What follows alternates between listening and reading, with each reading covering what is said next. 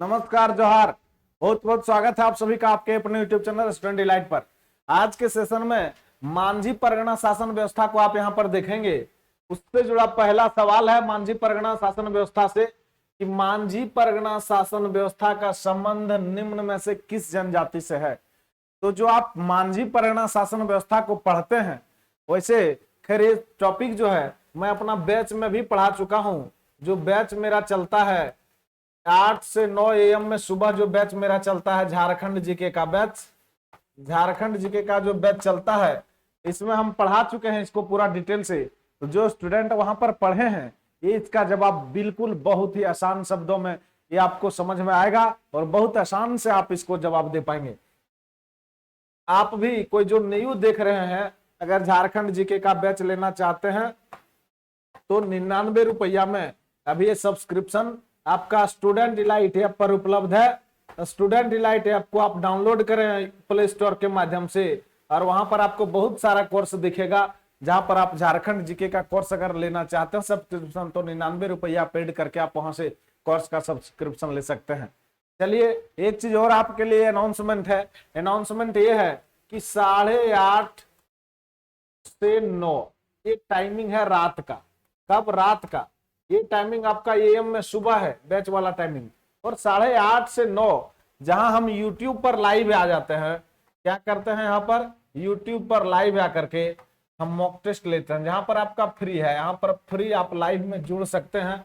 आप वहां पर YouTube में जाकर के स्टूडेंट इलाइट ऐप को सर्च करेंगे, स्टूडेंट इलाइट ऐप को, और उसको क्या करिए, आप सब्सक्राइब कर दीजिए स्टूडेंट इलाइट को।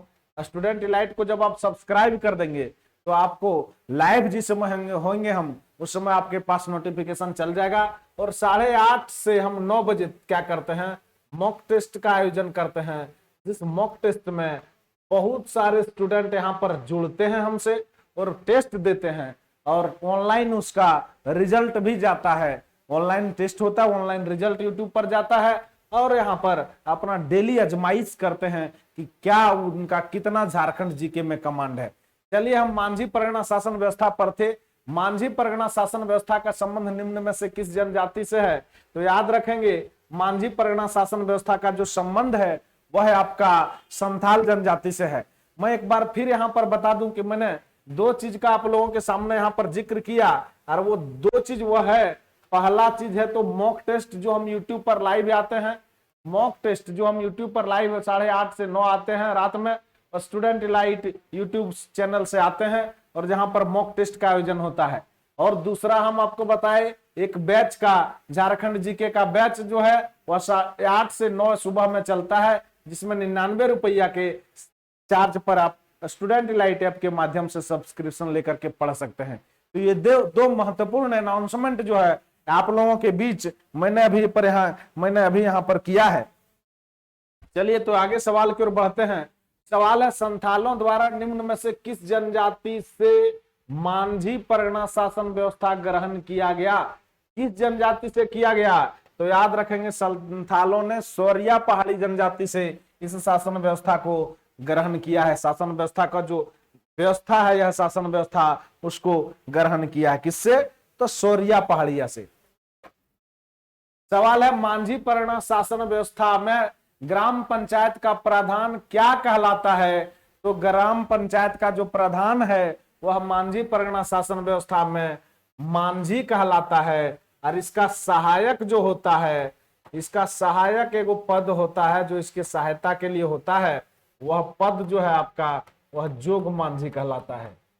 क्या कहलाता है? तो वह पद आपका जोग मांझी कहलाता है। चलिए आगे बढ़े।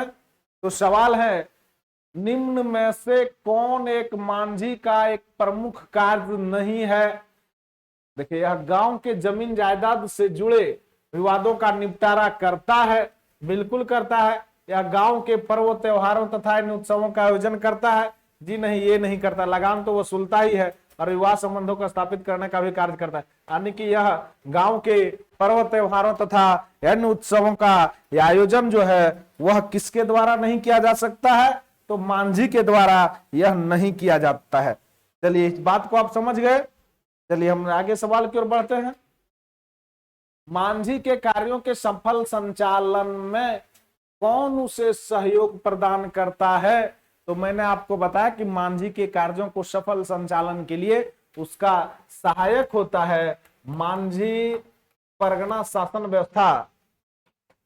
तो यहां पर आप पढ़ रहे हैं, क्या पढ़ रहे हैं आप? तो मांझी परगना शासन व्यवस्था पढ़ रहे हैं आप।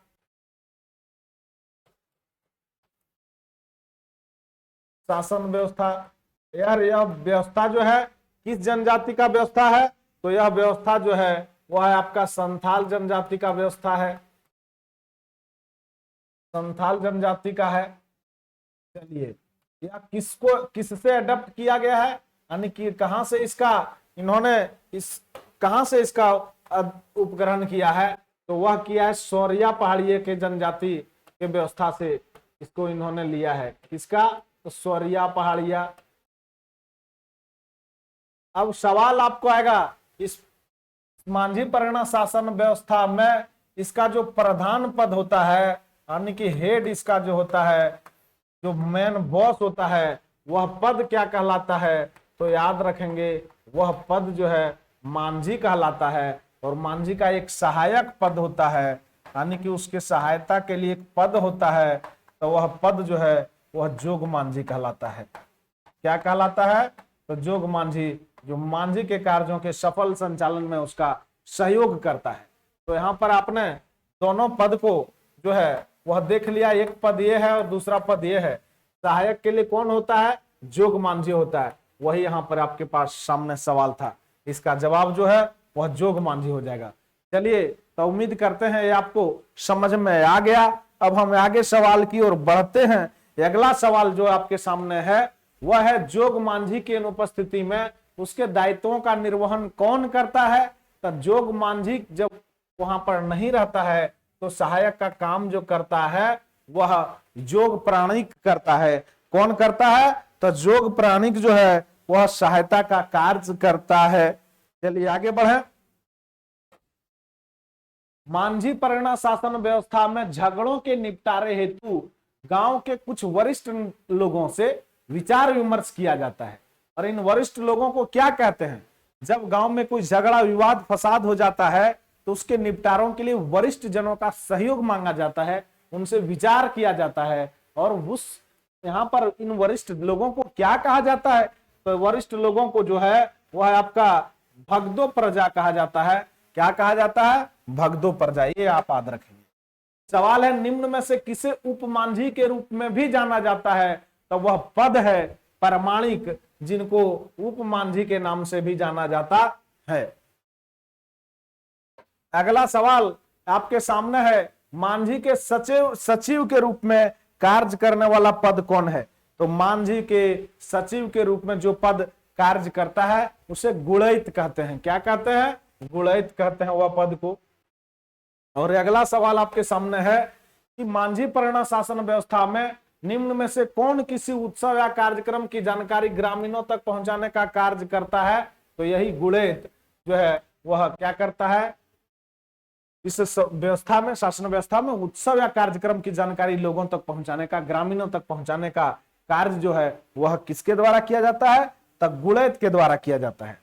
चलिए आगे बढ़े। अगला सवाल जो है वह आपका है कि मांझी परगना शासन व्यवस्था में निम्न में से कौन गांव के परिवारों से संबंधित सूचनाएं एकत्रित करने का कार्य करता है? तो गुड़ैत ही है जो गांव से संबंधित सूचनाएं को एकत्रित करने का कार्य गुड़ैत द्वारा किया जाता है। अगला सवाल की ओर बढ़ते हैं। निम्न में से कौन मांझी परगना शासन में गांव के प्रहरी के रूप में कार्य करता है? तो वह पद है लासेर टंगाए, जो क्या करता है? गांव के प्रहरी के रूप में कार्य करता है, यानी कि गेटमैन आप समझ लीजिए इसको। चलिए आगे। मांझी परगना शासन व्यवस्था में कौन पुलिस की भांति कार्य करता है? यानी कि पुलिस की भांति कार्य करने के लिए किस पद का यहाँ पर सृजन किया गया है? तो पुलिस की भांति कार्य करने के लिए यहाँ पर चौकीदार पद का सृजन किया गया है। अगला सवाल जो है वह आपका है, मांझी परगना शासन व्यवस्था में निम्न में से कौन मांझी के आदेश पर किसी को गिरफ्तार करता है? तो चौकीदार है जो लोगों को गिरफ्तार करता है। अगला सवाल है कि मांझी परगना शासन व्यवस्था में 15-20 गांवों को मिला करके बड़े जो समूह होते हैं तो उसे क्या कहते हैं? तो 15 से 20 गांव मिला करके जो समूह बनता है उसको यहाँ पर परगना कहा जाता है मांझी परगना शासन व्यवस्था में। चलिए अगला सवाल आपके सामने जो है, मांझी परगना शासन व्यवस्था में परगना का प्रधान, अब जब 15 से 20 गांव मिलाकर के एक परगना बनता है तो परगना का अब जो प्रधान होता है वह क्या कहलाता है? तो जो परगना का प्रधान होता है वह आपका परगनेत कहलाता है।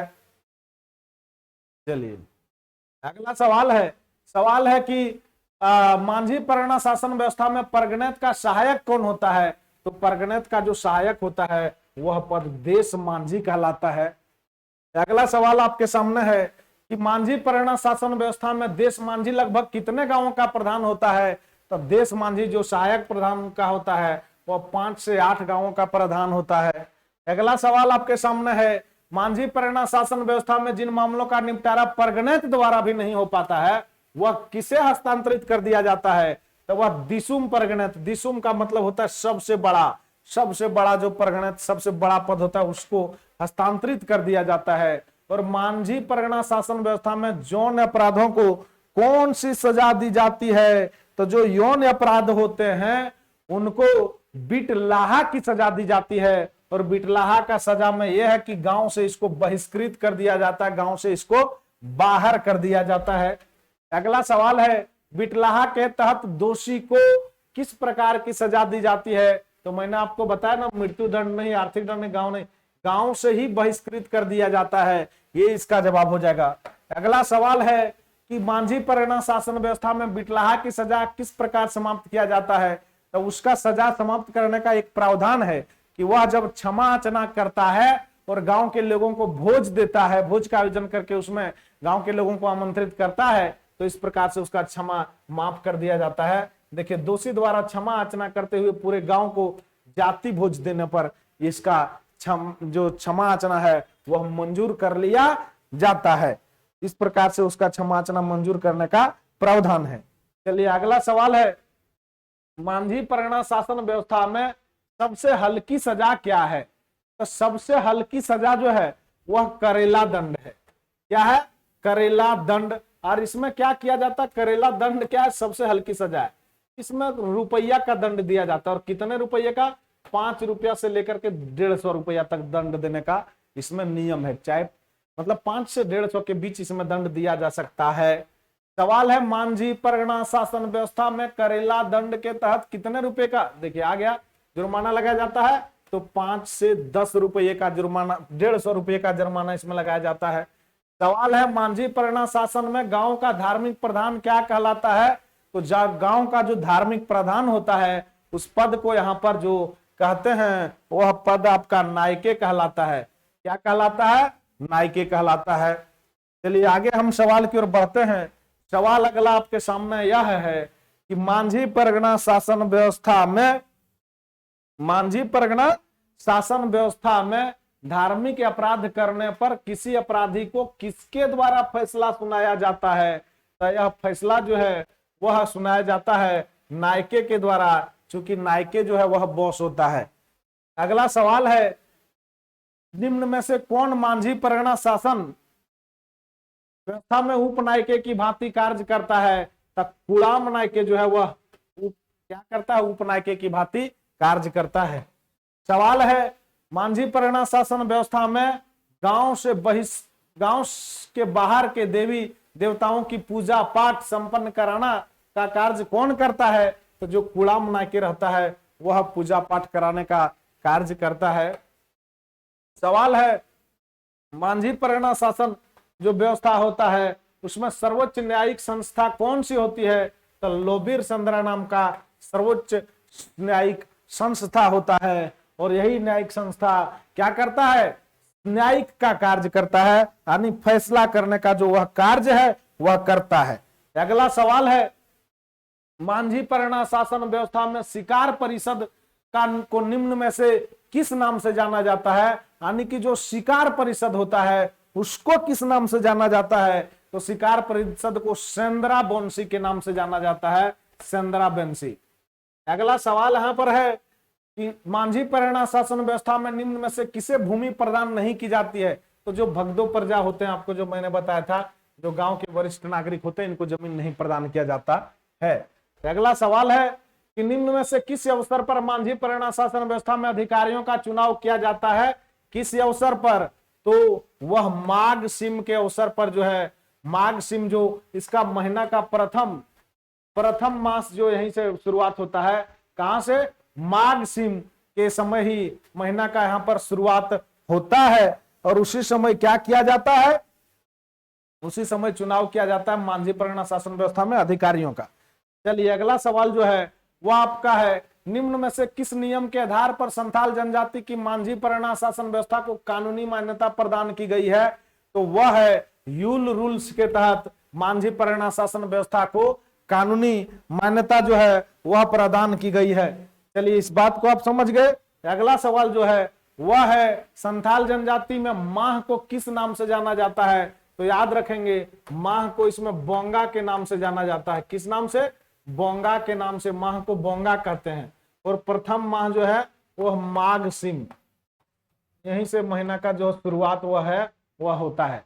चलिए अगला सवाल है कि संथाल जनजाति में किस माह से वर्ष की शुरुआत की जाती है? तो मैंने अभी आपको बताया कि माघ सिम मतलब वही माघ बोंगा जो होता है, यहां से महीना का शुरुआत होता है। इस प्रकार से हम पूरा जो यहाँ था मांझी परिणा शासन व्यवस्था से जुड़े सवाल, उसका मैंने आपको पूरा हल करवा दिया है। तो वीडियो को देख करके आपको लाभ प्राप्त होता है तो आप क्या करें? कमेंट वीडियो में जरूर करें और लाइक करें। बहुत बहुत धन्यवाद। Thank you.